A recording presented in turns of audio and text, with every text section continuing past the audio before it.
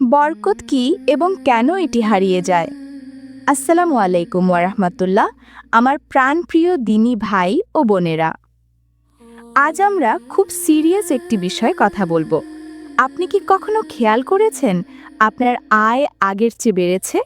ঘরের ফ্রিজ খাবারে ঠাসা, আলমারির নতুন কাপড়ে ভরা, কিন্তু ঘরের ভেতর সেই শান্তিটা নেই।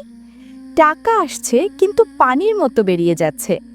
অসুস্থতা, অহেতুক খরচ আর মেজাজ খিটখিটে হাওয়াটা যেন আপনার নিত্যদিনের সঙ্গী হয়ে দাঁড়িয়েছে। আমরা আধুনিক যুগের মানুষরা ভাবি বেশি টাকা মানেই বেশি সুখ, কিন্তু বিশ্বাস করুন, ইসলাম আমাদের শেখায় বেশি টাকা মানেই বরকত নয়।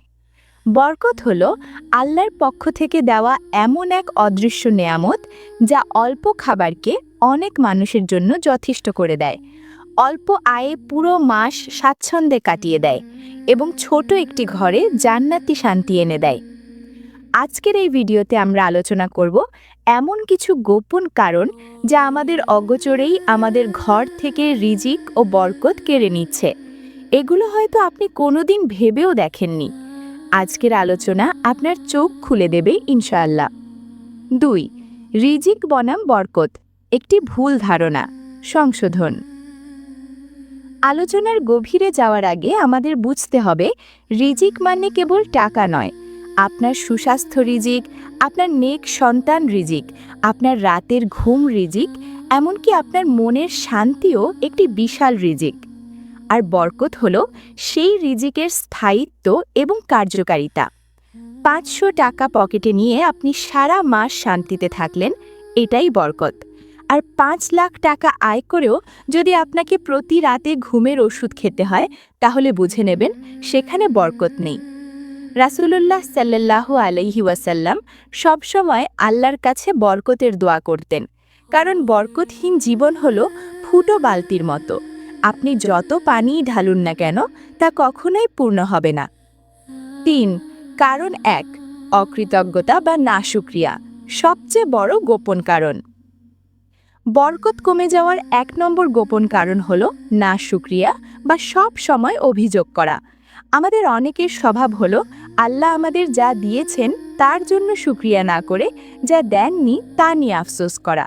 অমুকের বাড়ি কত বড়, ওর গাড়ি কত দামি, আমার কেন এই ভাঙা কপাল। এই ধরনের কথাগুলো আপনার ঘর থেকে বরকতকে বিদায় করে দেয়। আল্লাহ তাআলা পবিত্র কুরআনে স্পষ্ট ঘোষণা করেছেন, যদি তোমরা শুকরিয়া আদায় করো তবে আমি অবশ্যই তোমাদের নেয়ামত বাড়িয়ে দেব, আর যদি অকৃতজ্ঞ হও তবে মনে রেখো আমার শাস্তি বড়ই কঠিন। সূরা ইব্রাহিম আয়াত ৭।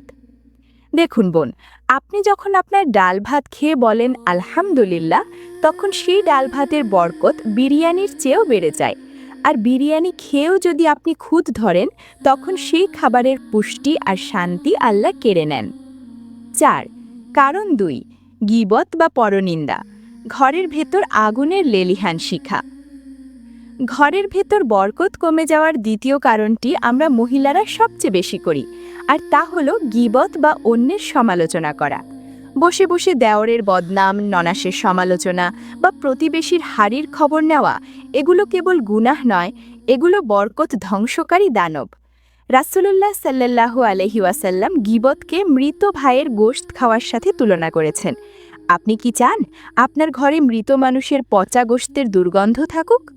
যখন কোনো ঘরে বসে গীবত করা হয়, তখন রহমতের ফেরেশতারা সেই ঘর থেকে পালিয়ে যায়, আর ফেরেশতা চলে যাওয়া মানে বরকত চলে যাওয়া।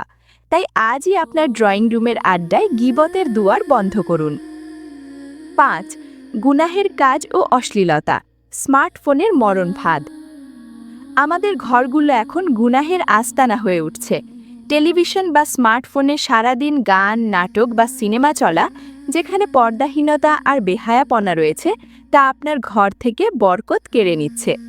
রাসূলুল্লাহ সাল্লাল্লাহু আলাইহি ওয়াসাল্লাম বলেছেন, নিশ্চয়ই মানুষ তার কৃত গুনাহের কারণে রিজিক থেকে বঞ্চিত হয়। মুসনাদে আহমদ। আপনি হয়তো ভাবছেন, একটু নাটক দেখলে কি হবে? বোন, যেখানে আল্লাহর অবাধ্যতা হয় সেখানে শয়তান বাসা বাঁধে। গান আর বাজনার আওয়াজ যেখানে থাকে সেখানে আল্লাহর জিকিরের নূর প্রবেশ করতে পারে না। আপনার ঘরে যদি সার্বক্ষণিক গান বাজনা চলতে থাকে তাহলে সেখানে অভাব আর অনটন আসবেই। 6. কারণ 4. আত্মীয়তার সম্পর্ক ছিন্ন করা, বরকত ধ্বংসের মূল। এটি অত্যন্ত গোপন একটি কারণ। অনেক সময় আমরা আমাদের ভাই বোন, মা বাবা বা শ্বশুরবাড়ির আত্মীয়দের সাথে তুচ্ছ কারণে সম্পর্ক ছিন্ন করি, কথা বলা বন্ধ করে দিই। রাসূলুল্লাহ সাল্লাল্লাহু আলাইহি ওয়াসাল্লাম বলেছেন, যে ব্যক্তি চায় তার রিজিক প্রশস্ত হোক এবং তার আয়ু বৃদ্ধি পাক, সে যেন আত্মীয়তার সম্পর্ক বজায় রাখে। সহিহ বুখারী ও মুসলিম। রিজিক বাড়ার শর্টকাট হলো আত্মীয়দের সাথে ভালো ব্যবহার করা। আপনি যদি আপনার আত্মীয়দের সাথে সম্পর্ক নষ্ট করেন, তবে আকাশ থেকে আপনার জন্য আসা রিজিকের দরজা আল্লাহ বন্ধ করে দেন।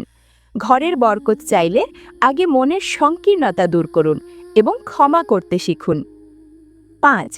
ইবাদতে অবহেলা, ফজর এবং মাগরিবের সময়। বরকত কমে যাওয়ার একটি প্র্যাকটিক্যাল কারণ হল ফজরের সময় ঘুমিয়ে থাকা। রাসূলুল্লাহ সাল্লাল্লাহু আলাইহি ওয়াসাল্লাম দোয়া করেছেন, হে আল্লাহ, আপনি আমার উম্মতের ভোরের সময়ের কাজে বরকত দিন। সুনানে আবু দাউদ। সকালবেলা যখন আল্লাহ পুরো পৃথিবীর রিজিক বন্টন করেন, তখন যদি আপনি অঘরে ঘুমান, তাহলে আপনার নসিবে বরকত আসবে কিভাবে? একইভাবে মাগরিবের সময় যখন দিনের আলো ফুরিয়ে রাত নামে, সেই সময়টুকু জিকির ও তাসবিহের সময়। সেই সময় আড্ডা দেওয়া বা টেলিভিশন দেখা বরকত কমিয়ে দেয়। নামাজের সময় কাজ করা বা নামাজ বিলম্ব করা রিজিকের সংকীর্ণতার অন্যতম কারণ। কারণ 6. অপচয় ও খাবারের অমর্যাদা। আমরা অনেক সময় খাবার অপচয় করি। পচা মনে করে বা একটু বাসি মনে করে অনেক খাবার ডাস্টবিনে ফেলে দিই। বোন আমার, আপনি কি জানেন, আপনি যে এক লোকমা ভাত ফেলে দিলেন, হয়তো সেই ভাতটুকুর মধ্যেই বরকত ছিল। পবিত্র কুরআনে আল্লাহ বলেছেন, নিশ্চয়ই অপচয়কারী শয়তানের ভাই। সূরা বানী ইসরাইল আয়াত 27। খাবার ফেলে দেওয়া আল্লাহর নেয়ামতের চরম অবমাননা। আপনার থালায় লেগে থাকা ভাতের কণাগুলোকেও মুছে খান। রাসূলুল্লাহ সাল্লাল্লাহু আলাইহি ওয়াসাল্লাম আঙুল চেটে খেতে বলেছেন এবং খাবারের পাত্র পরিষ্কার করার নির্দেশ দিয়েছেন। আমরা যখন এই সুন্নাহগুলো ছেড়ে দিই, তখন আমাদের হাত থেকে বরকত পিছলে যায়। 7. হারাম উপার্জনের অনুপ্রবেশ, সবচেয়ে বিপজ্জনক। ঘরের বরকত শেষ করে দেওয়ার সবচেয়ে বিধ্বংসী বোমা হল হারাম উপার্জন বা সুদ, রিবা। আপনার স্বামী হয়তো অনেক টাকা আনছেন, কিন্তু সেই আয়ের পেছনে যদি সুদ, ঘুষ বা অন্যের হক নষ্ট করার টাকা থাকে, তাহলে মনে রাখবেন সেই টাকা আপনার ঘরে আগুন নিয়ে আসছে। আল্লাহ তাআলা সুদের বরকতকে মিটিয়ে দেন এবং সাদকাকে বাড়িয়ে দেন। 1 টাকা হারাম যদি আপনার পেটে যায়, তাহলে আপনার কোনো ইবাদত কবুল হবে না এবং আপনার ঘর থেকে প্রশান্তি চিরতরে বিদায় নেবে। তাই প্রয়োজনে ডাল ভাত খেয়ে থাকুন, কিন্তু ঘরের ভেতর হারাম উপার্জনের ছায়া পর্যন্ত মারতে দেবেন না। 10. বরকত ফিরিয়ে আনার 4টি অব্যর্থ মহৌষধ। এতক্ষণ আমরা কারণগুলো জানলাম। এখন চলুন জেনে নিই কিভাবে আপনার ঘরকে আবার বরকতময় করে তুলবেন। 1. বেশি বেশি ইস্তিগফার করা। যে ঘরে আস্তাগফিরুল্লাহের ধ্বনি বেশি হয়, সেখানে আসমান থেকে রিজিকের বৃষ্টি নামে। 2. সূরা আল ওয়াকিয়া। প্রতিদিন রাতে এই সূরাটি তিলাওয়াত করার অভ্যাস করুন। এটি দারিদ্রতা দূর করার এক পরীক্ষিত সমাধান। 3. সাদকা বা দান। আপনার সামর্থ্য অনুযায়ী প্রতিদিন কিছু না কিছু দান করুন। দান করলে সম্পদ কমে না, বরং বহুগুণ বেড়ে যায়। 4. ঘরে সালাম দিয়ে প্রবেশ করা। ঘরে কেউ থাকুক বা না থাকুক, প্রবেশের সময় সালাম বলুন। এটি ঘরের ভেতর শয়তানের প্রবেশ বন্ধ করে দেয় এবং বরকত বাড়ায়। আপনার সিদ্ধান্ত আপনার হাতে। প্রিয় ভাই ও বোনেরা, আমাদের এই সংক্ষিপ্ত জীবনটা কেবল সম্পদ জমানোর জন্য নয়। সম্পদ তো আসবে আর যাবে, কিন্তু সেই সম্পদ যদি আপনার হৃদয়ে শান্তি না আনে, তাহলে সেই সম্পদের কোনো মূল্য নেই। আজই নিজের ঘরটার দিকে তাকান, দেখুন কোথায় ভুল হচ্ছে। ঘরের ভেতর থেকে ছবি, মূর্তি বা প্রাণীর প্রতিকৃতি সরিয়ে ফেলুন, কারণ সেখানে রহমতের ফেরেশতা আসে না। ঝগড়া বিবাদ কমিয়ে একে অপরের প্রতি দয়ালু হন। আপনি যখন আপনার পরিবারের উপর দয়া করবেন, আরশের মালিক আপনার উপর রহমতের বৃষ্টি বর্ষণ করবেন।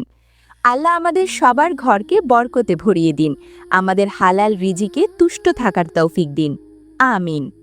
বোনদের জন্য বিশেষ 5টি প্রশ্ন। 1. আপনি কি লক্ষ্য করেছেন আগে যখন আয় কম ছিল তখন মনে যে প্রশান্তি ছিল, এখন আয় বেড়ে যাওয়ার পর সেই শান্তিটা হারিয়ে গেছে? এর কারণ কি বলে আপনার মনে হয়? 2. আপনার ঘরে কি নিয়মিত কুরআন তিলাওয়াত হয়? আজ থেকে কি আপনি প্রতিদিন অন্তত 5টি আয়াত পড়ার সংকল্প করবেন? 3. কোন গুনাহটি আপনার মনে হয় আপনার ঘরের বরকত কেড়ে নিচ্ছে? সেটি ছেড়ে দেওয়ার জন্য আল্লাহর কাছে আজই সাহায্য চান। 4. আত্মীয়দের সাথে সম্পর্ক ঠিক করার ক্ষেত্রে আপনার বাধা কোথায়? আপনার ইগো নাকি অন্য কিছু? কমেন্টে আমাদের জানান। 5. এই ভিডিওর কোন পয়েন্টটি আপনার হৃদয় স্পর্শ করেছে? আমাদের সাথে শেয়ার করুন যাতে অন্যরাও অনুপ্রাণিত হয়। আজ তবে এ পর্যন্তই। আপনার রিজিক হোক বরকতময় এবং আপনার ঘর হোক প্রশান্তির জান্নাত। ভিডিওটি ভালো লাগলে লাইক দিন এবং আপনার প্রিয়জনদের সাথে শেয়ার করে এই দাওয়ার কাজে শরিক হন। দিন জ্ঞানের সাথেই থাকুন। আসসালামু আলাইকুম ওয়া রাহমাতুল্লাহ।